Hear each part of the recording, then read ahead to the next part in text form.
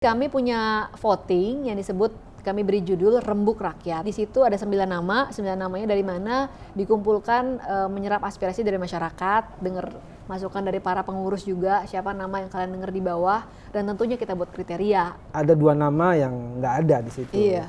Namanya Pak Anies Baswedan dan Prabowo Subianto. Ini aneh menurut saya nih. Aneh ya? Survei-survei di mana-mana itu, ini ada semua dua orang ini, tapi di Rembuk Rakyatnya PSI nggak ada. Kenapa itu? Memang sengaja nggak ada, Mas. Pak Anies secara khusus hadir di markas ormas yang sekarang sudah dilarang karena kerap kali terlibat dalam kegiatan intoleransi.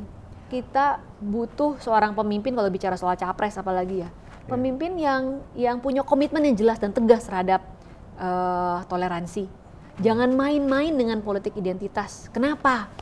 Saya bisa mengerti kalau misalnya Pak Anies itu menyerukan mengganti Pancasila gitu, menyerukan anti Undang-Undang Dasar 45. Anies Baswedan itu dulu dikenalnya cendekiawan Muslim yang pluralis, yang bahkan muridnya Nurholis Majid cendekiawan itu nggak pernah menyerukan ganyang atau apa gitu, biasa aja gitu.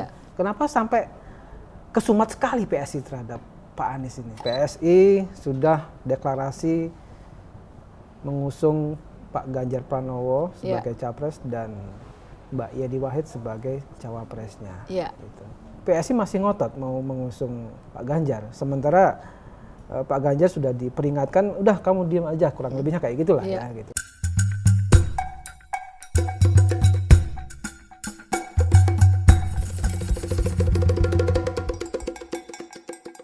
Dalam sejarah perpolitikan modern Indonesia, hanya ada 2 perempuan yang pernah menjadi ketua umum partai politik.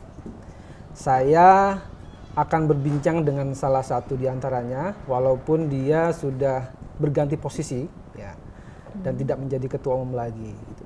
Dulu dia dikenal sebagai jurnalis dan news anchor, dan sekarang menjadi politikus. Saya perkenalkan langsung narasumber saya kali ini, Grace Natali, Wakil Ketua Dewan Pembina Partai Solidaritas Indonesia. Apa kabar, Sis Grace? Baik, dan tetap aktif di PSI. Kalau di PSI itu kan kita memang mau membiasakan ada regenerasi yang rutin, gitu. Jadi kalau nada diperkenalkannya tadi seolah-olah kayaknya udah nggak aktif, tapi enggak kok, kita masih tetap aktif, masih terus sehari-hari berjuang, malah enak nih karena semakin banyak yang bantuin, gitu. Kita akan ngobrol tentang total politik. Nggak ada obrolan tentang masak-masakan, nggak ada omongan tentang skincare dan lain-lain. Pokoknya politik. Nggak ada ngomongan soal gosip-gosip juga ya? Nggak ada. Kita akan ngobrol tentang PSI dan pemilu tahun 2024. PSI, partai baru, debutnya tahun 2019 tapi tidak beruntung dan tidak lolos parliamentary threshold. Dan sekarang mau menjajal lagi peruntungan di pemilu. Target realistisnya apa nih? Sekedar lolos atau lebih tinggi lagi? Pertanyaan yang langsung jelek banget, bro. Jadi kalau pemilu yang lalu, pemilu 2019 itu kan pemilu pertama buat kami ya. Kita tidak tahu persis di mana pemilih PSI berada. Memang sih kita bukannya betul-betul buta gitu ya, menyasar tanpa ada peta sama sekali. Kami punya peta dari hasil penelitian, jadi kita punya daerah-daerah yang menjadi sasaran. Tapi memang masih terlalu luas dengan sumber daya yang sangat terbatas. Sumber dayanya, sumber daya waktu, gitu kan, karena kita waktu itu tersita energi dengan verifikasi, menyisakan waktu yang sangat sedikit untuk ngerjain yang lainnya. Kemudian terbatas juga dari segi finansial, gitu kan, terbatas juga dari segi orang, gitu ya. Ketika kita baru mulai, ibaratnya kayak startup, orang juga masih bertanya-tanya, gitu kan, ini serius atau enggak anak-anak ini. Apalagi kita semua, saya, Raja Juli Antoni, Samara ketika itu, kemudian ada teman-teman yang lain lah, Isyana, itu semuanya tidak punya pengalaman di partai politik. Semua daripada kita adalah newbie di politik. Jadi memang ada banyak pertanyaan. Jadi hasil itu, Mas, memang di satu sisi ya belum memenuhi ambang batas parlemen 4%, tetapi juga ada kemenangan-kemenangan kecil yang bisa kita rayakan. Artinya misalnya di tempat-tempat yang akses internetnya cukup baik, masyarakatnya cukup terdidik dengan pemikiran yang lebih terbuka, ternyata gagasan PSI diterima. Antara lain di kota-kota besar seperti di Jakarta, Surabaya, Tangsel, Bandung, gitu ya, Semarang. Jadi kelihatan nih, memang ternyata pemilih kita itu dengan apa yang waktu itu bisa kami jangkau dengan resources yang terbatas, mereka lebih banyak ada di kota-kota. Di Jakarta dari segi suara PSI nomor 4, bahkan di atasnya partai-partai yang lebih senior seperti misalnya Demokrat gitu ya, itu di bawahnya perolehan suara PSI. Jadi ada kemenangan-kemenangan kecil yang mesti bisa kita rayakan, sekaligus itu menjadi modal untuk pemilu 2024 gitu ya. Sekarang kita tahu dengan lebih detail, oh kita tidak akan lagi menyasar terlalu besar, kita bisa lebih mempersempit. Kita tidak punya kewajiban untuk memperoleh suara itu terdistribusi secara proporsional, ya kan? Bisa saja kita fokuskan di daerah-daerah yang kita tahu adalah konstituennya adalah basis-basis PSI, orang-orang yang menerima atau bahkan mau mengapresiasi, mempercayakan suaranya dengan agenda-agenda yang PSI perjuangkan gitu kan. Jadi itu akan menjadi sasaran kita, gitu. Jadi kita tidak akan bekerja terlalu luas. Kita udah tahu mana tempat-tempat daerah-daerah yang bisa kita jadikan prioritas pertama, kedua, atau ini dikerjakan kalau ada kelebihan waktu dan uang misalnya. Jadi kita sudah punya tuh petanya sekarang. Jadi kami lebih optimis, tidak hanya lulus PT kali ini, tetapi kita bicara tentang 8, 9, bahkan 10% kalau bisa melebihi gitu ya.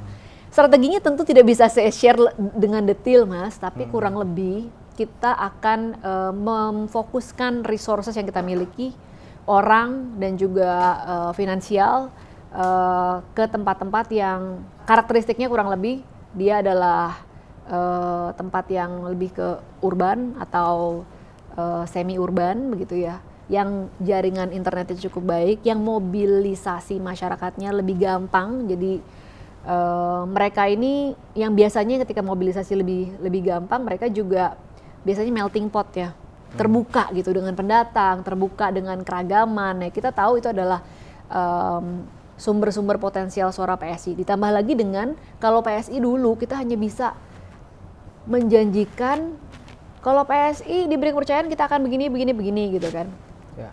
Nggak ada bentuknya. Nah, hari ini kita punya 71 orang anggota dewan yang bekerja dan menunjukkan bahwa misalnya ketika pada saat pandemi kemarin ada wacana kenaikan gaji, mereka kompak semua menolak kenaikan gaji anggota dewan karena kita lagi susah.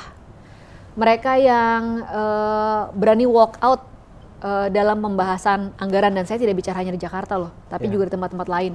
Cuma memang porsi berita nih Mas, media kita banyakannya memang di Jakarta. Semua lembaga tinggi negara banyakan di Jakarta. Jadi apa yang teman-teman lain lakukan kebanyakan hanya terekam di media-media lokal gitu. Jadi kurang lebih saya bisa membukanya sampai di situ. Tidak bisa lebih detail karena sifatnya tentu rahasia. Tapi dengan strategi yang baru dan lebih spesifik, lebih targeted, kita bisa menghitung dan logis gitu. Dari mana kita akan mengumpulkan 8, 9, 10%, bahkan kalau bisa melebihi daripada itu.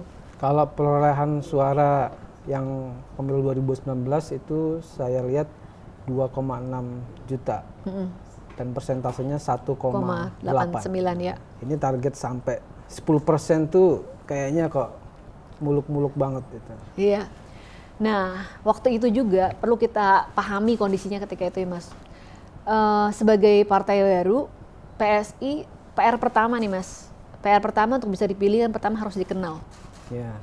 Lalu disukai, lalu baru dipilih, ya kan? Waktu itu dengan keterbatasan kita untuk bersosialisasi, memang ketika hari H pemilu yang tahu PSI itu baru 50%.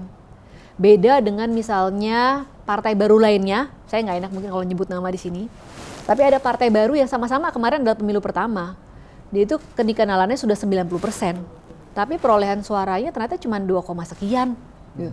Berarti dari segi efektivitas suara lebih efektif PSI dong. Yang kenal cuma 50% dapat bungkus 1,89 dibandingin dengan yang sudah dikenal 90%, berarti hampir se-Indonesia kenal tapi hanya bisa mengamankan sekitar 2, sekian persen suara. Jadi memang problemnya ada di kedikenalan sih Mas. Ketika itu kita kalau yang kenal hanya 50%, bagaimana mungkin orang bisa memilih karena kenal aja enggak. Sama lah kalau kita misalnya belanja ke supermarket, kita mungkin akan memilih odol, pasta gigi yang itu terus gitu kan, yang brand yang kita kenal. Meskipun ada nih brand baru yang sangat direkomendasi oleh dokter gigi karena kandungan zat apanya yang berbahaya itu jauh lebih sedikit gitu misalnya dan sebagainya. Tapi kita mungkin nggak karena bukan karena produknya jelek kita nggak mau pilih, karena kita belum tahu aja gitu kan. Kurang lebih itu yang terjadi pada PSI kemarin. Sudah kita baru tidak punya uang yang banyak untuk beriklan. Kemudian anak-anak kecil-kecil semua dibandingin senior-senior yang lain. Jadi mungkin ada keraguan juga daripada publik, apa bisa anak-anak kecil ini jadi anggota dewan, apa bisa mereka mewakili suara masyarakat gitu. Dan hari ini kita buktikan bahwa justru anak-anak yang masih kecil-kecil ini tidak punya beban. Dan mereka bisa dengan berani, dengan lantang mengambil posisi yang mungkin selama ini orang lain nggak berani ngambil karena terlanjur akrab dengan teman-teman sedewannya gitu kan. Justru anak-anak muda ini nothing tulus gitu. Mereka lebih berani untuk menolak anggaran yang aneh-aneh sekalipun ada yang mau dipukul Mas. Ada yang jadi common enemy gitu, jadi public enemy di komisinya gitu ya. Ya mereka berani. Kan kelebihan anak muda itu ya Mas ya. Pengalaman mungkin kurang tapi kita bisa belajar dengan cepat dan lebih berani mengambil resiko gitu. Nggak apa-apa kita dimusuhin, yang penting kita menjalankan amanah. Gitu. Nah, pemilihnya ini masih akan mengandalkan pemilih pemula, muda, dan milenial? Masih, karena kita sendiri adalah milenial, jadi ini adalah sesuatu yang ingin kita pecahkan juga misterinya nih Mas. Karena anak-anak muda, kalau milenial sekarang kan berarti umurnya ada yang udah mulai nyampe 40, 41 ya Mas ya. Mungkin para milenial awal ini akan lebih punya concern lah ke politik, karena umurnya makin matang. Mungkin kerjaannya atau usahanya makin sensitif dengan dinamika politik, jadi akan ngikutin. Yang memang lebih challenging tapi ingin kita pecahkan juga adalah bagaimana pemilih pemula. Pemilih pemula nanti yang benar-benar baru pertama kali ada 500 ribuan orang. Mereka dan juga Gen Z, ya termasuk Gen Z gitu ya, akan punya mungkin ketertarikan yang lebih sedikit dengan politik.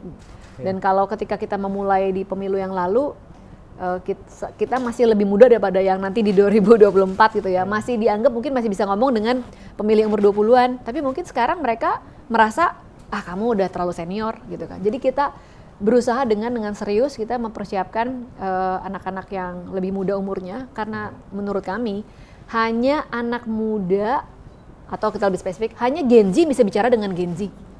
Hanya pemilih pemula yang bisa bicara dengan pemilih pemula. Dan itu yang kita siapkan dari sekarang. Kalau mengenai keterwakilan perempuan, kemarin hasil verifikasi PSI itu keterwakilan perempuan di kepengurusan pusat itu 60 sekian persen ya. Iya. Kalau nanti komposisi calegnya berapa persen targetnya? Nggak boleh lebih kecil dari yang lalu. Yang lalu kita caleg perempuan itu sampai dengan 40-42%.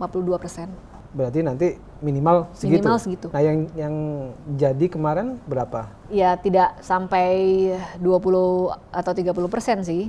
Tetapi ya itu memang problem, bukan hanya problem PSI ya, problem semua partai. Karena perempuan ini mereka kan lebih terlambat masuk politiknya dibandingin laki-laki. Ketika para perempuan termasuk saya masuk ke politik itu udah terlalu diidentikan dengan laki-laki gitu ya. Dan di saat perempuan disuruh bertarung dengan laki-laki, itu bertarung bebas gitu. Jadi tidak ada kebijakan afirmatif di mana kami menyuarakan sebenarnya kenapa sih nggak dibikin kuota saja, dibuat kuota 30% itu diamankan untuk perempuan. Jadi para perempuan ini pasti akan bertarung dan hasilnya akan terpilih yang bagus-bagus, perempuan yang berkualitas gitu kan. Ketika mereka disuruh bertarung dengan laki-laki yang sudah lebih lama dan memang politik itu diidentikan dengan laki-laki, ditambah lagi pemilih kita kan kebanyakan konservatif ya Mas, masih ngelihatnya pemimpin itu ya laki-laki ya kan. ya perempuan itu ya lebih domestik, itu kan masih seperti itu. Bahkan di banyak partai, meskipun punya pengurus perempuan, nggak jauh-jauh urusannya dari kasur, sumur, dapur gitu kan.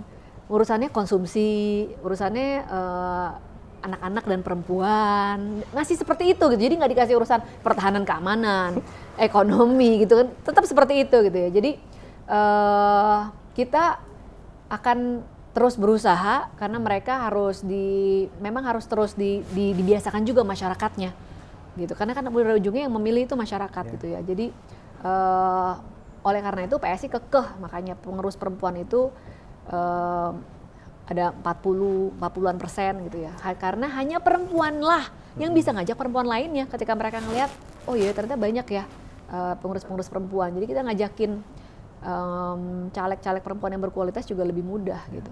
Saya pernah wawancara seorang petinggi partai perempuan, dan dia memang bertanggung jawab untuk merekrut perempuan-perempuan untuk jadi caleg partai itu. Orangnya cukup terkenal. Dia bilang, ya memang sekarang perempuan udah emansipasi dan segala macam. Tapi kalau diminta atau direkrut jadi caleg, susahnya minta ampun. Gitu. Maunya jadi tim sukses caleg, tapi kalau jadi calegnya susah katanya gitu. Bener di situ? Benar, susah memang Mas. Iya. Setelah kita ya ada perjalanan yang lalu, setelah udah punya caleg-caleg perempuan nih, masalahnya memang teknis nih, misalnya gini. Ntar kalau keliling keluar masuk gang sosialisasi, kalau perempuan kan lebih keamanannya lebih riskan ketimbang laki-laki. Sudah begitu banyak misalnya rapat-rapat sampai malam. Jadi gimana perempuan-perempuan gitu kan, apalagi kalau di PSI kan banyak nih yang umur-umur ibu-ibu muda nih baru punya anak satu, masih kecil gitu. Anak gimana gitu kan, karena selalu hanya perempuan lah yang ditanya kalau dia berkarir atau apalagi karir politik. Bagaimana dengan anak gitu kan ya, laki-lakinya nggak ditanya gitu kan. Jadi kita mencoba nih Mas, kita juga kan tadi nggak terlalu ngeh gitu ya. Oh iya ya ada permasalahan seperti itu ya. Jadi kita buatin support group untuk perempuan. Misalnya caleg-caleg perempuan yang satu dapil kita kelompokin biar mereka bisa sosialisasi sama-sama. Atau ada tandemnya, misalkan DPRD tingkat 2, tandemnya sama DPRD tingkat pertama perempuan. Jadi ada temennya, tapi mereka tidak bentrok di satu dapil misalnya. Jadi kita buatin gitu, ada grup khusus buat perempuan supaya mereka bisa saling curhat dan ngasih solusi misalnya seperti itu. Rapat juga kita buat, rapat itu jangan selesai terlalu malam. Kalau bisa selesainya mirip-mirip jam kantor lah. Jadi orang tuh masih bisa pulang. Bahkan kita juga menyediakan ruang untuk menyusui. Jadi masih bisa bawa anak. Kalau kita rapat besar ada pengurus-pengurus yang punya anak-anak itu suka dibawa gitu. Jadi kita membuat itu hal simpel sih Mas, nggak ada di buku atau pelajaran politik bukunya gitu ya. Tapi itu masalah real yang membuat perempuan nggak nyaman gitu. Karena memang masyarakat kita itu masih konservatif. Perempuan itu melihat perempuan di politik kesannya wah pasti menelantarkan keluarga gitu kan. Saya aja masih dapat pertanyaan, suami nggak apa-apa gitu. Itu banyak banget yang nanya sampai sekarang gitu ya. Dan memang support keluarga tuh jadi penting banget. Sis Gus nanti nyalek lagi? Nyalek lagi. Kemarin dapat lumayan ya, yang 2019 ya? Alhamdulillah dapat suara tertinggi di dapil. Nanti di dapil mana rencananya? Dapil yang sama. Oh, dapil gitu. yang sama di Jakarta Utara Barat. Ya. Ketua Umum Bro Giring nyalek juga? Nyalek juga, jadi ini salah satu strategi kita. Semuanya akan, yang mau nyalek lagi ya, akan maju dari dapil yang sama. Gitu. Saya pikir itu strategi semua Alek juga sih, caleg juga, karena sudah ada modal sosial ya kan, sudah pernah ketemu dengan masyarakatnya. Kalau harus diulang lagi itu akan sayang ya, jadi mubazir. Oke, sekarang kita masuk ke tema yang capres-capresan yang lagi rame belakangan ini. PSI sudah deklarasi mengusung Pak Ganjar Pranowo sebagai capres dan Mbak Yeni Wahid sebagai cawapresnya. Gitu. Ini dasarnya apa? Alasannya apa? Dasarnya simple, kita nanya sama masyarakat maunya siapa. Jadi kami punya voting yang disebut, kami beri judul Rembuk Rakyat. Sudah kami lempar sejak bulan Februari. Waktu kita mulai voting itu kami juga undang media untuk membantu mensosialisasikan bahwa ada voting gitu, dan kami di situ ada 9 nama. 9 namanya dari mana? Dikumpulkan, menyerap aspirasi dari masyarakat, dengar masukan dari para pengurus juga, siapa nama yang kalian dengar di bawah, dan tentunya kita buat kriteria. Jadi memang ada nama yang menempati rating atau bukan rating ya, elektabilitas kalau di survei itu cukup tinggi tapi nggak masuk ya karena tidak masuk kriteria kami. Kriteria yang paling dasar buat PSI adalah soal tidak boleh punya masalah dengan intoleransi, punya track record intoleransi itu ya. Jadi kalau punya track record itu mohon maaf sekalipun surveinya sangat tinggi kita tidak akan masukkan gitu. Nah di situ sudah berjalan dari bulan Februari sampai Oktober, Pak Ganjar Pranowo menempati posisi paling atas, bahkan terakhir sudah sampai lebih dari 50%, terus kita lihat sudah mulai flat ya hasilnya. Jadi berdasarkan itulah kami mendeklarasikan Pak Ganjar, karena sudah banyak yang nanya juga nih, ini polling kapan ditutupnya, kapan diumuminnya, karena ya udah mulai bahasan capres tuh udah mulai hangat juga. Jadi kita lihat memang sudah stabil. Nah kalau Mbak Yeni itu merupakan aspirasi PSI, boleh dong punya aspirasi ya kan. Mbak Yeni kita lihat mewakili keberpihakan PSI pada perempuan. Jadi kita lihat kalau capresnya laki-laki, wakilnya mestilah perempuan, dan perempuan yang juga punya wawasan yang luas, punya komitmen yang jelas pada toleransi, religius, nasionalis gitu ya. Kita lihat ada di diri Mbak Yeni. Jadi kami mencoba menawarkan kepada publik, sekalipun memang nama Mbak Yeni mungkin selama ini nggak dibahas di dalam bursa capres-cawapres. Tapi yang kami cukup senang melihatnya adalah ketika kita lempar, orang jadi menghitung gitu ya. Oh iya juga ya, kenapa kita selama ini nggak berpikir ke Mbak Yeni gitu kan. Saya kulik dulu dari hasil rembuk rakyatnya itu. Ya. Saya kemarin sengaja lihat itu rembuk rakyatnya yang di rembukerakyat.psi.org.id. Ya. Saya lihat di situ memang ada 9 nama. Gitu. Tapi saya lihat ada 2 nama yang nggak ada di situ. Namanya Pak Anies Baswedan dan Prabowo Subianto. Ini aneh menurut saya nih. Survei-survei di mana-mana itu ini ada semua dua orang ini. Tapi di rembuk rakyatnya PSI nggak ada. Kenapa itu? Memang sengaja nggak ada mas. Karena bukan masalah personal ya.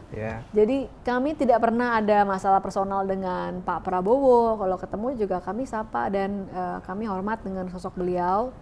Begitu pula dengan Pak Anies. Tetapi keduanya memiliki rekam jejak terkait dengan tindakan intoleransi. Kalau Pak Anies saya rasa banyak catatan sejarahnya. Mulai dari Pilkada DKI di mana dia pendukungnya adalah kelompok yang sering dikaitkan dengan sejumlah peristiwa intoleran, dan bahkan Pak Anies secara khusus hadir di markas ormas yang sekarang sudah dilarang karena kerap kali terlibat dalam kegiatan intoleransi. Kemudian dalam perkembangannya setelah beliau menjabat juga kami melihat itu gitu, bagaimana penggunaan anggaran itu ada alokasi yang cukup banyak diberikan kepada kelompok-kelompok yang pernah mendukung dan terkait dengan kelompok keagamaan gitu. Jadi bukannya tidak boleh membantu kelompok keagamaan, tentu boleh. Kenapa tidak dibantu semua?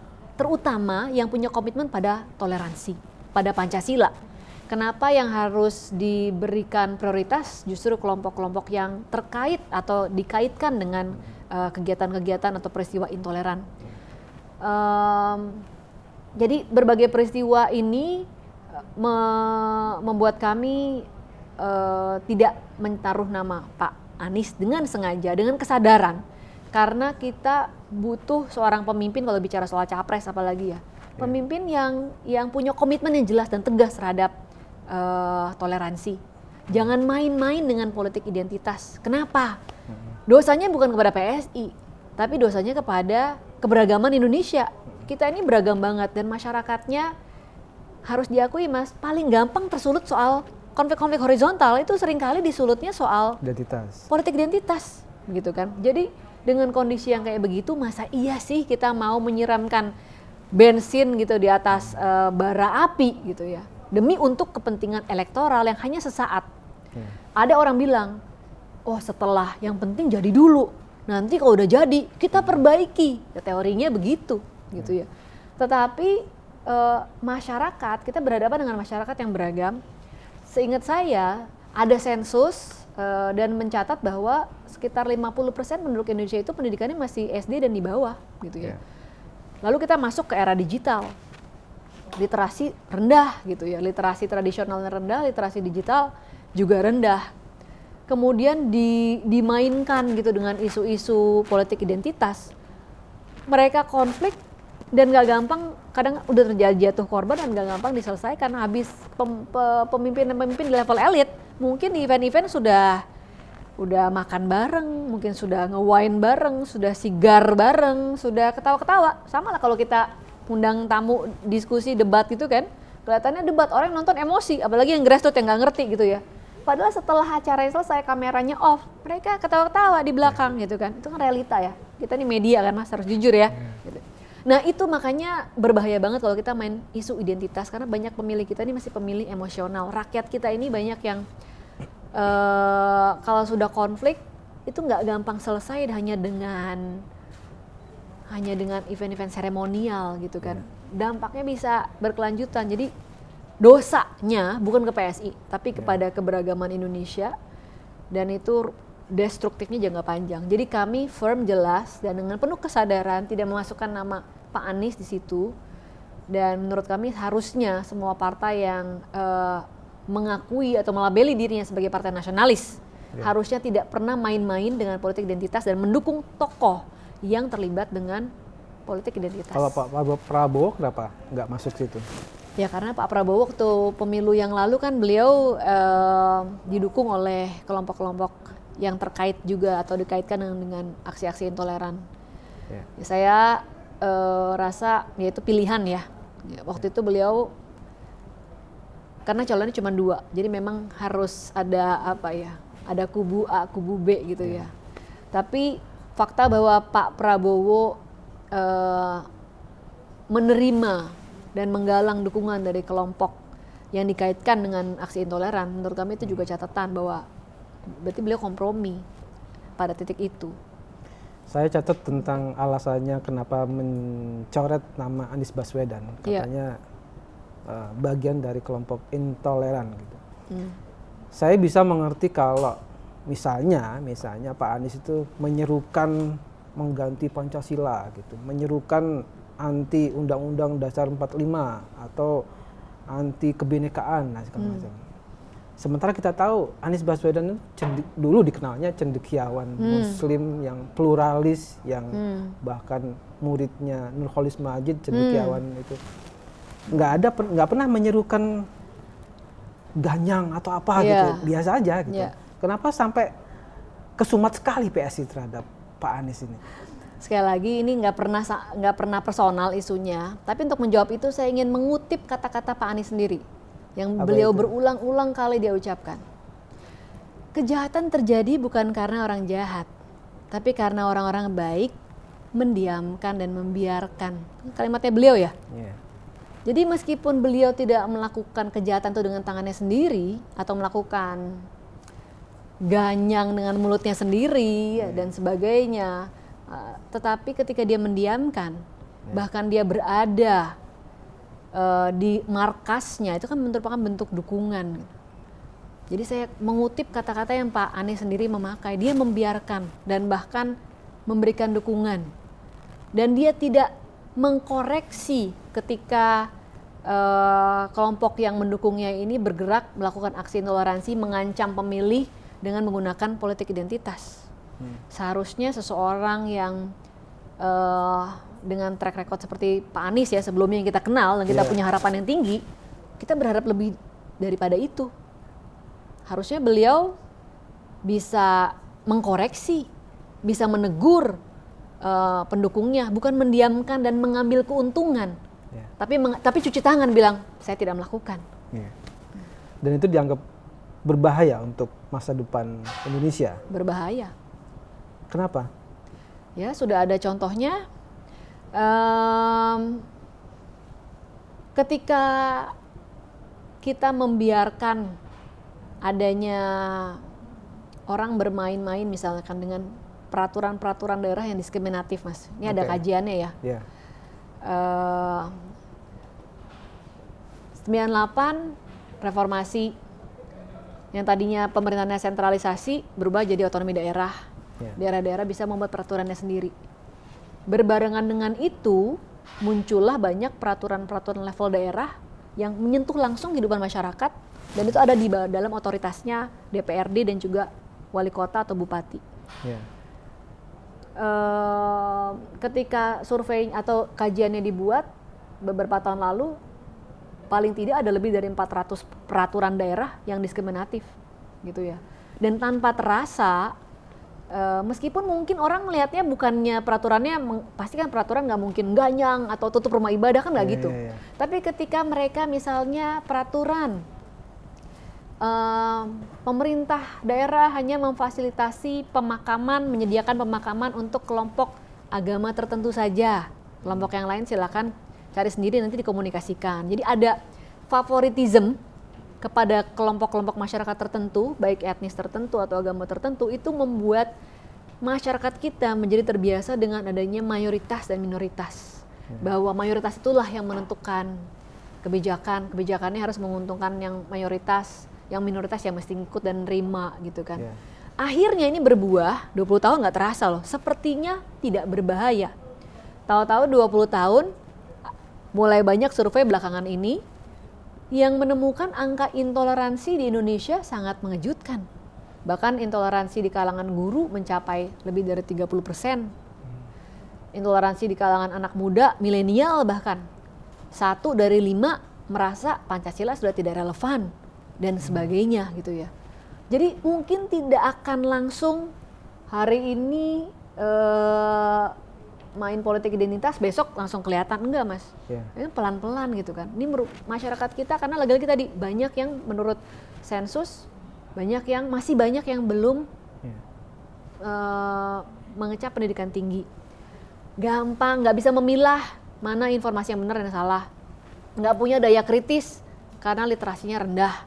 Kemudian dikasih dengan politik identitas. Wah, kayak apa tuh gitu. Nanti kita nggak bisa membangun mas, kita sibuk dengan konflik horizontal dan memadamkan, jadi pemadam kebakaran aja, karena masyarakatnya dikit-dikit ribut karena yang satu sini mau beribadah, yang lain menolak. Ntar ada lagi makin banyak kasus, mau jadi ketua OSIS atau organisasi agamanya harus ini, sekolah melakukan diskriminasi kepada murid, dan itu lama-lama dianggap jadi biasa. Nah, biasa menormalisasi intoleransi ini yang bahaya, karena pelan, tahu-tahu kaget kita, gitu. Oke. Saya kembali ke pencalonan Pak Ganjar Pranowo dan Mbak Yeni gitu. Kalau sekedar mengusulkan, boleh aja, semuanya juga bisa mengusulkan. Tapi kalau mengusung, mencalonkan, ini punya konsekuensi panjang. Gitu. Di antaranya ada syarat-syarat yang harus dipenuhi. Minimal 20% kursi parlemen atau 25% suara nasional. Sementara PSI bukan partai parlemen, dan suara kemarin tahun 2019 cuman 2,6 juta. Masih jauh ini untuk bisa mencalonkan Pak Ganjar dan Mbak Yeni. Dengan cara apa nanti mau mencalonkan? Ya betul, bahwa PSI sampai saat ini kan kita belum ada di parlemen. Tetapi syukurlah untuk mengusung presiden itu ada 2 jalan, ya kan? Satu, melalui perolehan kursi di parlemen 20%. Yang mana jalan itu tidak kami ambil tentunya. Atau jalan yang lain adalah mengumpulkan modal 25% suara nasional. Suara PSI 1,89, tapi PSI punya teman-teman nih. Teman-teman yang sama-sama kemarin belum sampai PT, itu kalau di total-total 9%, ya kan? Dan mereka kan juga belum menentukan pilihan, gitu ya. Jadi masih bisa diajak ruang-ruang untuk berbicara, berkomunikasi, negosiasi masih luas, gitu kan? Kemudian juga kami berharap kami mau bersekutu dengan masyarakat. PSI dapat nama Pak Ganjar ini bukan kami yang milih loh, tapi hasil rembuk rakyat. Dan itu juga tercermin dalam survei-survei nasional yang dilakukan oleh lembaga-lembaga yang kredibel. PSI memberikan dukungan politik 9%, masih kurang, 25 kurang 9, 14 ya mas ya. Masih banyak banget itu. Masih banyak, tapi kita punya aliansi kami dengan masyarakat. Bagaimanapun partai-partai itu ujungnya apa sih? Mau dipilih, ya kan? Mana ada partai yang nggak mau dipilih. Biarlah kemudian kita mengajak masyarakat untuk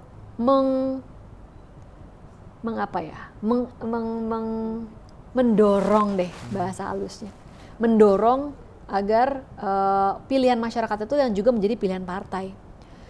Kalau tidak, maka adalah sangat ironis karena partai-partai itu berapa persen pun yang mereka dapat di parlemen itu adalah suaranya masyarakat. Kalau masyarakat nggak pilih, kamu nggak dapat suara, mau itu 6, 7, 8, bahkan 19% sekalipun. Kenapa urusan sepenting capres kok ditentukan sendiri oleh elit-elit partainya ketika masyarakat sudah bilang saya maunya yang ini gitu. Jadi perjuangan politik itu caranya banyak, Mas. Itu yang kami pelajari ya. Ada perjuangan elektoral, ada perjuangan media sosial, ada juga perjuangan melalui jalur-jalur relawan. Ini semua kalau digabungkan menjadi sebuah kekuatan yang tidak yang mungkin sekarang belum langsung jadi berubah jadi 14% itu, tetapi kita masih punya waktu 1 tahun nih. Kita akan berusaha untuk mengumpulkan modal 25% suara beraliansi dengan masyarakat. Karena ujung-ujungnya partai-partai itu takutnya sama siapa sih? Sama masyarakat, takut nggak dipilih, ya kan? Dan kita mau mengedukasi masyarakat, mengingatkan masyarakat. Kamu jangan pasrah dong nungguin partai itu milih siapa, mereka rapat sendiri. Lah emang suaranya yang sekian persen itu dapat dari mana kalau bukan masyarakat yang milih? Kenapa kita hanya menunggu dengan pasif gitu kan? Hanya nunggu abis meeting siapa nih, keputusannya apa nih gitu. Seolah-olah yang punya republik ini hanya mereka, padahal kita yang memberikan amanah. Jadi kami ingin juga mengedukasi masyarakat, mengingatkan masyarakat bahwa kalian harus menuntut hakmu. Kamu tuh nitip suara di situ loh, itu suaramu, bukan suaranya partai-partai itu tidak jatuh dari langit gitu. Jadi aliansi masyarakat, dan saya yakin kita bisa amankan 25% itu. Kabarnya juga PSI belum ada komunikasi sama sekali dengan Pak Ganjar untuk pencalonan itu. Ya, Pak Ganjar kemarin udah bilang sendiri belum ada katanya gitu. Ada. Pemilihan ketua RT aja ada komunikasi, masa pemilihan capres nggak ada komunikasi? Oke, udah ada komunikasi berarti. Ada. Terus reaksinya Pak Ganjar gimana? Nah, kita ini kan mau membantu Pak Ganjar ya, Mas ya. Kita nggak mau mempersulit beliau ya. Kita tahu kondisi Pak Ganjar itu serba sulit gitu ya. Jadi PSI kita tidak akan detil membeberkan seperti apa dan sebagainya. Karena tujuan kita cuma satu, kita nggak mau mempersulit Pak Ganjar. Nanti kasihanlah Mas, perjuangannya masih panjang gitu ya. Jadi kami support, kami dukung, dan kami bergerak terus biar nanti pada waktunya baru akan kita ceritain lah. Tapi komunikasi pasti ada lah. Ya pemilihan ketua kelas saja ada komunikasinya, masa capres nggak ada? Oke, pengusulan Pak Ganjar ini juga dikomplain lah ya sama partainya PDIP. Itu dianggap ya melanggar etika politik lah, orang PDIP-nya belum pernah declare Ganjar jadi capres, kok partai lain yang mau mengusung dia jadi capres, dan belum ada komunikasi juga dengan partai PDIP.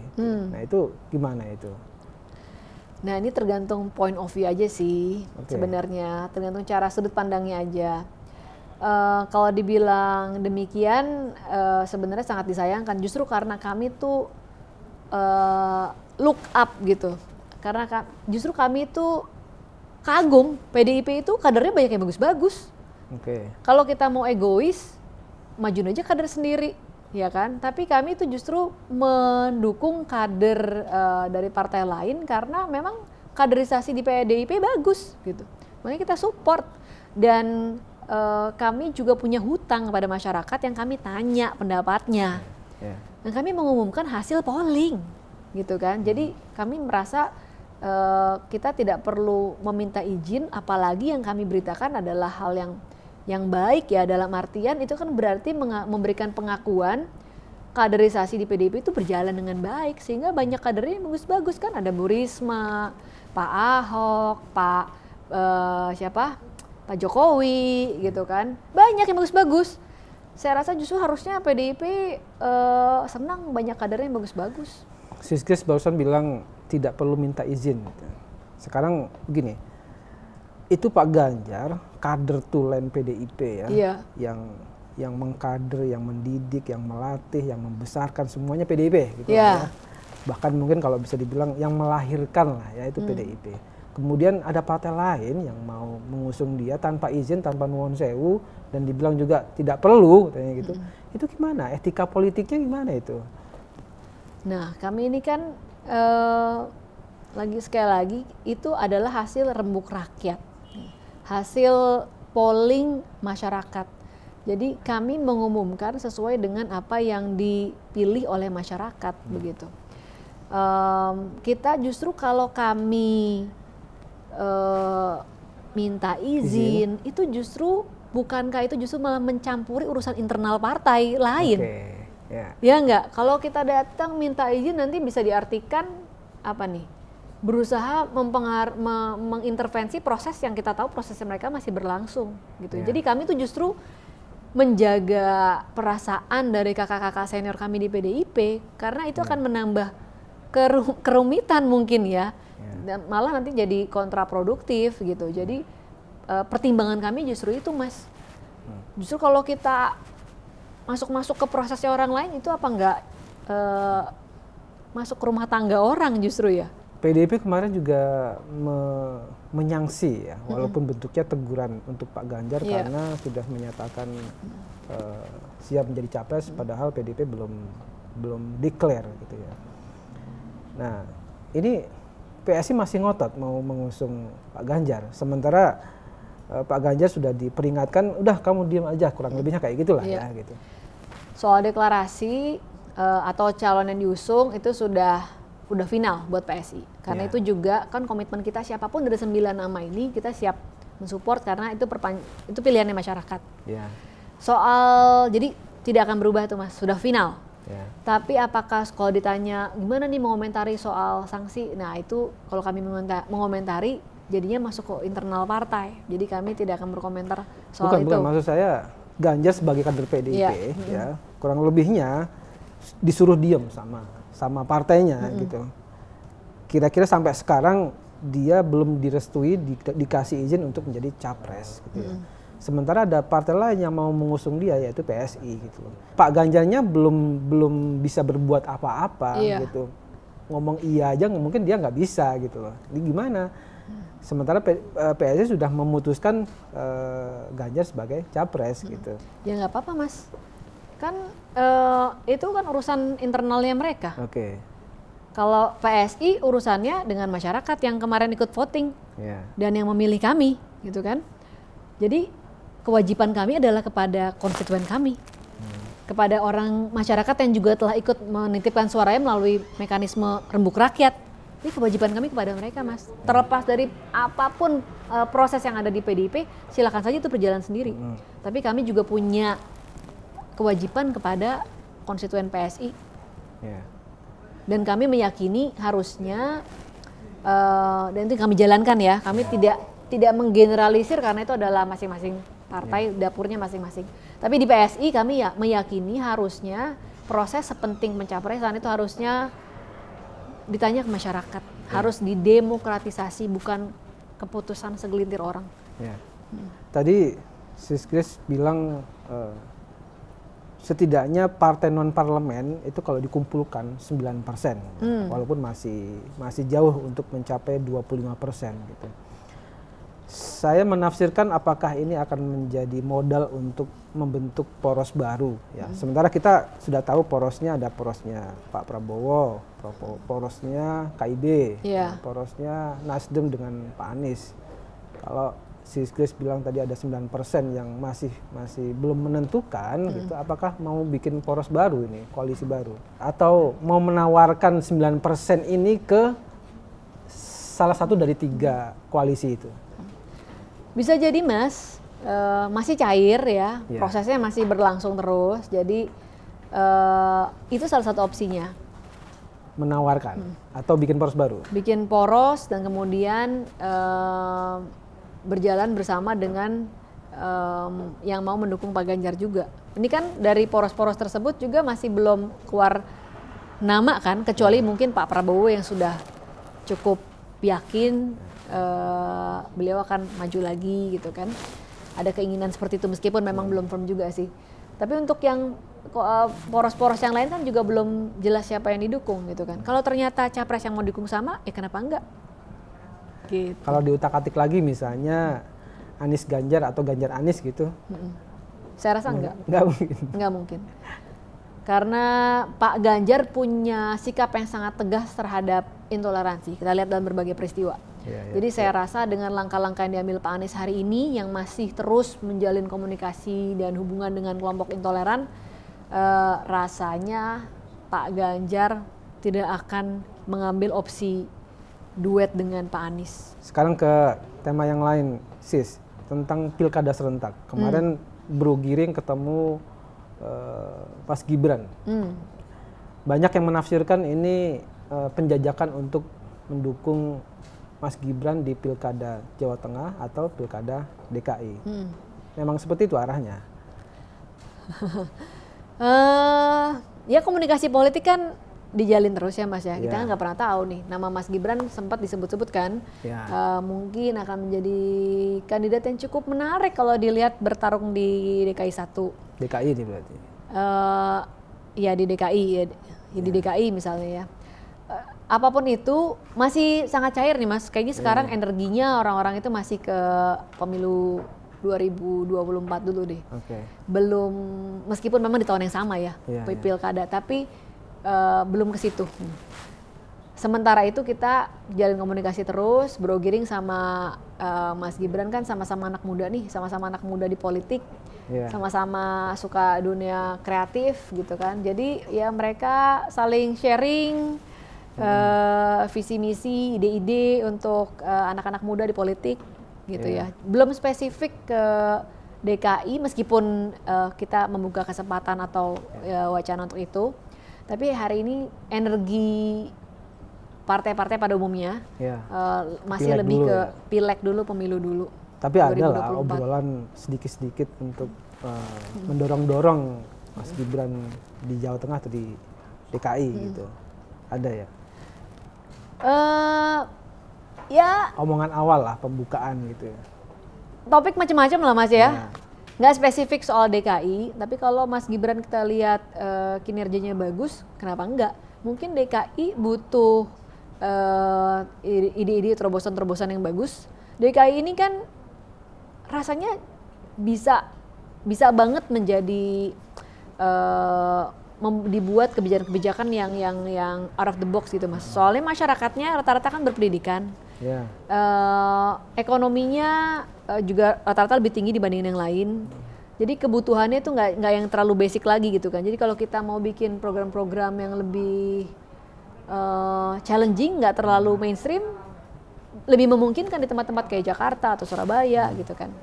Dan Mas Gibran kita lihat mau bereksperimentasi tuh bikin kebijakan publik yang nggak terlalu mainstream gitu ya. Jadi kenapa enggak? Tapi kita lihatlah beliau juga masih menikmati ngebangun Solo.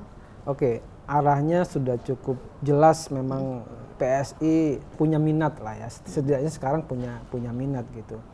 Sementara Mas Gibran itu kader partai lain juga, kader PDIP juga gitu. Nanti gimana? Mau mencalonkan dan tanpa izin lagi ketika PDIP? Ya kita lihat aja nanti Mas, kan masih lama ya, jadi nggak berandai-andai dulu. Dan sama dengan yang proses pemilihan capres, kita juga pasti akan tanya lagi kepada masyarakat itu kan. Nah, kalau Mas Gibran ternyata bagus, menurut masyarakat layak dicoba, layak diusung, didukung buat jadi DKI 1, ya kita mungkin bisa coba. Tapi ya kita tanya dulu pada masyarakat, kan prosesnya akan selalu begitu kalau di PSI. PSI kan juga patronnya cukup jelas ya, Pak Jokowi ya. Kurang lebihnya idolanya Pak Jokowi lah gitu. Sudah ada komunikasi dengan bapaknya Mas Gibran itu? Soal DKI 1? Iya. Belum Mas, belum yang serius gitu belum. Ya selenting-selentingan aja, tapi lagi-lagi energinya orang-orang itu masih di pemilu Mas. Ya. Masih pemilu 2000, belum banyak yang ngebahas soal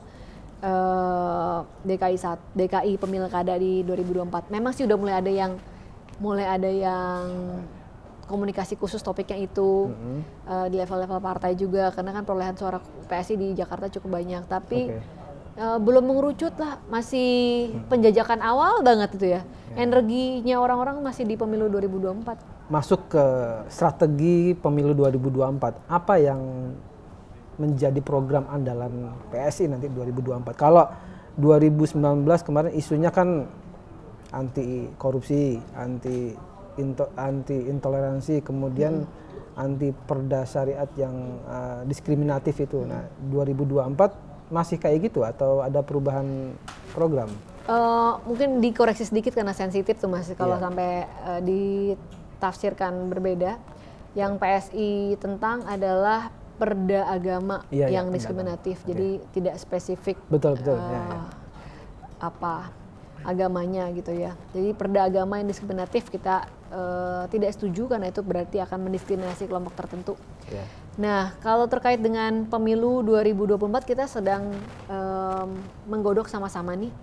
Jadi misalnya kita ingin agar kita lagi ngutak-ngutik angkanya, kami lagi mencari formulasi tim internal kami, tim ekonomi kami, nanti pada waktunya akan kita share.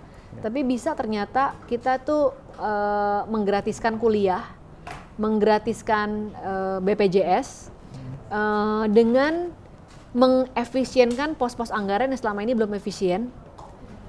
Itu bisa Mas, tanpa kita harus mengalokasikan dana yang signifikan naiknya gitu. Jadi selama ini kan kuliah ini masih jadi privilege ya di tempat kita. Jadi kuliah gratis itu ternyata bisa tanpa harus orang berhutang kayak di Amerika gitu ya, utang pendidikannya besar. Bisa ketika kita bisa mengefisienkan sejumlah pos-pos anggaran.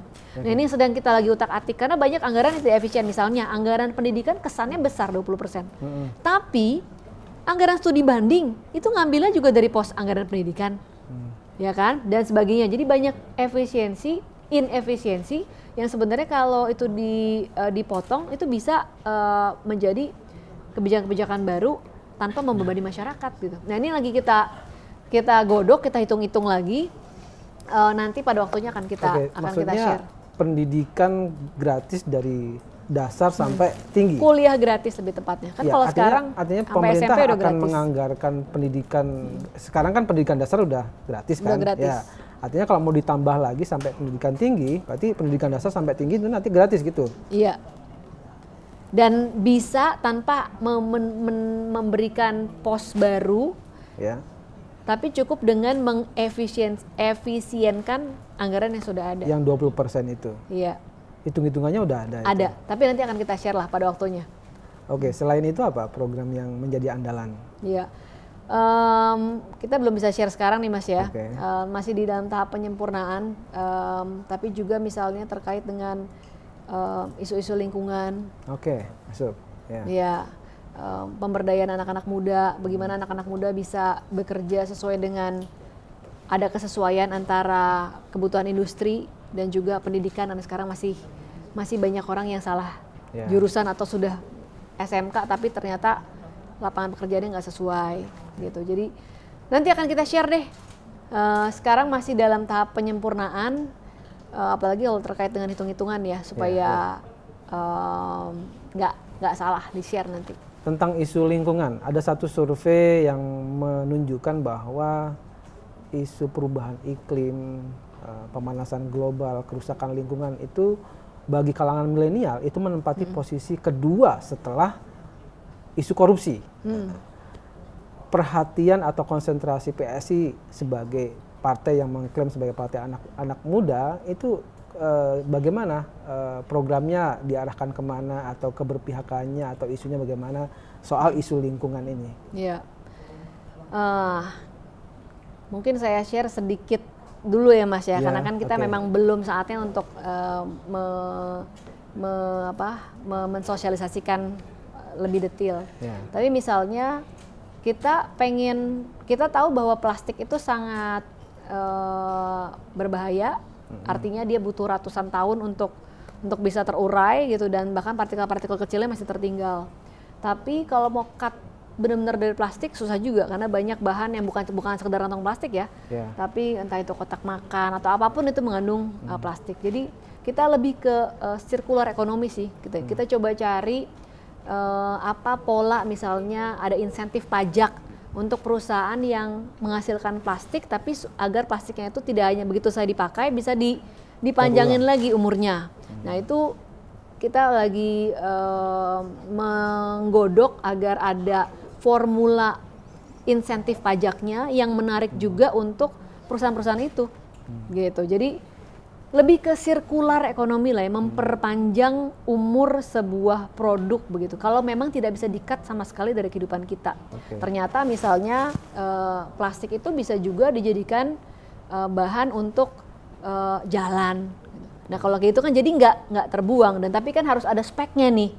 Nah kalau bisa dijadikan aturan agar tidak hanya memproduksi aneka plastik yang kemudian tidak bisa diolah, tapi kalau ada kriteria tertentu dengan insentif pajak sehingga kemudian kalaupun tidak bisa di-cut sama sekali, tapi setelah dipakai dia masih berguna dan bisa dipakai misalnya. Jadi itu yang kurang lebih gambarannya seperti itu yang lagi kita pakai, lagi kita siapkan, dan nanti pada waktunya akan kita share. Saya pernah nonton wawancaranya Sis Grace di satu media. Waktu itu ada satu yang saya catat, latar belakangnya perempuan sebenarnya masih bisa lebih berdaya lagi, tapi seringkali terkendala, misalnya kalau udah menikah, betul, nggak bisa kerja lagi atau dipaksa untuk tidak kerja lagi. Nah, Sis Grace mengusulkan gimana sih kalau misalnya ada aturan yang membolehkan perempuan yang udah punya anak, udah menikah, udah punya anak untuk bekerja di rumah, tapi tetap digaji sesuai dengan status karyawan yang seperti biasanya gitu. Sejauh mana gagasan itu direalisasikan oleh PSI? Nah, kalau kita mau bikin regulasi, tentunya harus bikin payung hukumnya kan undang-undang ya Mas ya. Nah, tentu saja karena kita belum sampai di parlemen, ini tidak bisa kita wujudkan saat ini. Tapi gagasan itu masih terus ada dan akan kita perjuangkan kalau kami sampai di parlemen. Hal yang lain yang saat ini, kalau mau ngomong saat ini, sudah bisa kita wujudkan Mas, soal disabilitas. Jadi anggota Dewan PSI di fraksi DKI, di PSI DKI ya, kemarin ini sudah mengawal sampai tuntas hingga akhirnya jadi dalam bentuk perda untuk disabilitas, begitu. Bentuknya apa itu? Jadi akan ada sudah bentuknya perda, dan ini mengatur agar itu menjadi sebuah kewajiban antara lain ya. Fasilitas umum, kantor-kantor pemerintahan itu harus bisa diakses oleh disabilitas, mulai dari ada landasannya untuk dilalui oleh kursi roda, ukuran pintu misalnya, toilet yang nggak selalu semuanya ada gitu. Jadi ini kita baru punya nih Mas, dan baru disahkan kayaknya mungkin seminggu, 2 minggu yang lalu, jadi baru banget. Itu kita kawal dari awal sampai akhirnya jadi perda disabilitas gitu. Ini sesuai dengan apa yang kita perjuangkan juga. Kami waktu di pemilu yang lalu ada seorang calon legislatif kami dari Sulawesi Utara, itu juga seorang pejuang disabilitas dan dia sendiri adalah disabilitas. Ini salah satu yang kita perjuangkan sebenarnya, tapi kan memang lagi-lagi berjuang itu memang harus dalam sistem kan Mas. Nah ketika di dalam sistem kita akhirnya bisa mengawal, bekerja sama dengan yang lain gitu ya, hingga akhirnya lahirlah perda untuk disabilitas. Kalau yang gagasan tentang perempuan atau bahasa gampangnya mama kerja di rumah gitu, tapi digaji gitu, itu realistis nggak sih? Realistis menurut saya, apalagi sekarang trennya anak-anak muda itu pengen jadi gig workers Mas, ya nggak? Ini tren yang ada di dunia, bukan cuma di Indonesia. Orang kepengen kerja itu pada saat dia pengen kerja. Kalau lagi stres, pengen liburan, dia tinggal pergi aja. Pengen anak-anak sekarang pengennya bisa bekerja dari mana saja gitu kan, dari rumah, dari kafe. Kalau lagi mau cabut ya cabut, nggak terikat jam kantor. Ini generasi yang totally different, beda banget dengan yang dulu. Jadi mau nggak mau sebenarnya perusahaan-perusahaan itu harus mulai memberi ruang untuk gig workers gitu. Dan itu sebenarnya justru bagus, karena nanti kita itu mau nggak mau harus lebih kompetitif, karena kita akan bersaing dengan orang bukan di Indonesia lagi, tapi kita akan bersaing dengan orang di India mungkin, atau di Singapura, atau di mana, di Amerika gitu misalnya. Jadi sangat-sangat besar kemungkinannya itu bisa diperjuangkan karena memang trennya juga ke situ pada akhirnya. Waktu kita ngomongin ini di 2019 belum sebesar itu, gig workers gitu, pekerja informal. Sekarang anak-anak muda maunya jadi pekerja informal, sekalipun banyak kelemahannya nih Mas, yaitu tidak punya asuransi, tidak ada pelatihan. Nah, ini kan mesti dipikirin tuh, harus ada jalur yang jelas, pelatihannya dan sebagainya, termasuk perlindungan kesehatan dan sebagainya, itu kan harus ada payung hukumnya. Pemerintah mewanti-wanti bahwa tahun depan akan terjadi resesi. Ini hubungannya dengan lapangan pekerjaan juga. Tahun depan akan ada resesi karena dampak pandemi, juga dampak perang dan segala macam. Pokoknya sepertinya masa depan tahun 2023 sampai seterusnya itu kayaknya suram gitu ya. Apa yang dilakukan PSI untuk terutama kalangan muda ya, untuk tetap optimis, untuk tetap masa depan, agar masa depan itu nggak suram-suram amat lah seperti yang digambarkan oleh pemerintah gitu. Wah, ini pertanyaan $1 juta banget nih. Ini rasanya kayaknya belum ada yang punya jawaban yang ampuh buat semuanya Mas. Tapi yang pasti di dalam setiap krisis selalu ada opportunity. Yang kita sudah bisa tangkap adalah yang akan krisis itu global sudah pasti. Tapi justru karena kebijakan Pak Jokowi baik selama ini, Indonesia kemungkinan mungkin akan menurun pertumbuhannya, tapi tidak sampai resesi gitu. Kabar bagus kan. Berarti kita bisa ngajak teman-teman nih, ini saatnya untuk kita menguatkan industri lokal kita. Karena mungkin dengan ada resesi di luar, daya beli di luar yang menurun, yang berbasis ekspor tuh bisa jadi kena dampak tuh udah pasti kan kalau mereka yang terkena globalnya. Tapi kita ini dengan 270 juta orang, konsumsi kita sendiri itu sudah 45%. Justru saatnya kita menguatkan industri lokal, mencari peluang apa nih yang selama ini dipenuhi di luar, yang bisa kita perbaiki mutunya, produksinya di dalam negeri, gitu kan. Jadi konsumsi dalam negeri dan produk-produk lokal justru kemungkinan akan thriving. Nah ini kesempatan banget untuk anak-anak muda, untuk pekerja-pekerja, untuk UMKM kita, gitu kan. Untuk memperbaiki proses produksi misalnya. Berarti kesempatan mungkin malah pendapatan pajak jangan-jangan bisa naik gitu ya. Tinggal gimana pemerintahnya harus lebih ngebantu aja Mas. Kadang-kadang yang mempersulit itu kan justru pemerintah ya. Orang mau ngurus sertifikasi kementerian dari perindustrian, kemudian lolos halal dan sebagainya itu misal-misal. Harusnya bisa kita buat lebih terintegrasi sehingga UMKM itu gampang, kan masalah UMKM kan selalu itu, ya enggak? Nah ini yang mungkin bisa kita cariin solusinya Mas, karena nanti ke depan itu wah justru lokal itu akan berjaya gitu kan. Ya sebentar, sebelum ditutup saya lupa ada satu pertanyaan lagi dari saya ini tentang PSI, tentang partai politiknya yang namanya PSI ini. PSI dikenal sebagai partai anak muda dan muncul seolah-olah membawa pembaruan politik ya tahun 2014, tapi ikut pemilu 2019 gitu. Tapi mohon dikoreksi ya Sis ya. Kalau saya lihat belakangan setelah sekian tahun berjalan, nggak tampak ada pembaruan yang signifikan yang dibawa oleh PSI, kecuali sekedar menampilkan orang-orang muda gitu, kalangan milenial gitu. Ada pembaruan politik apa yang dibawa oleh PSI? Sekarang kan partai politik diposisikan sebagai lembaga yang nggak bagus, negatif segala macamnya. Nah, PSI punya gagasan apa untuk perubahan atau reformasi politik di Indonesia itu? Makasih pertanyaannya. Jadi saya bisa punya kesempatan untuk menjelaskan buat yang belum tahu juga ya. Apa yang kita lakukan antara lain misalnya Mas, saya sebagai wartawan dan juga pernah di lembaga konsultan politik. Sampai hari ini politik kita itu masih mahal banget. Mahar itu sesuatu yang biasa. Bahkan mahar itu tidak hanya untuk kader luar, kader dalam sendiri pun dimaharin gitu. Itu realita hari ini. Politik itu makanya mahal banget gitu.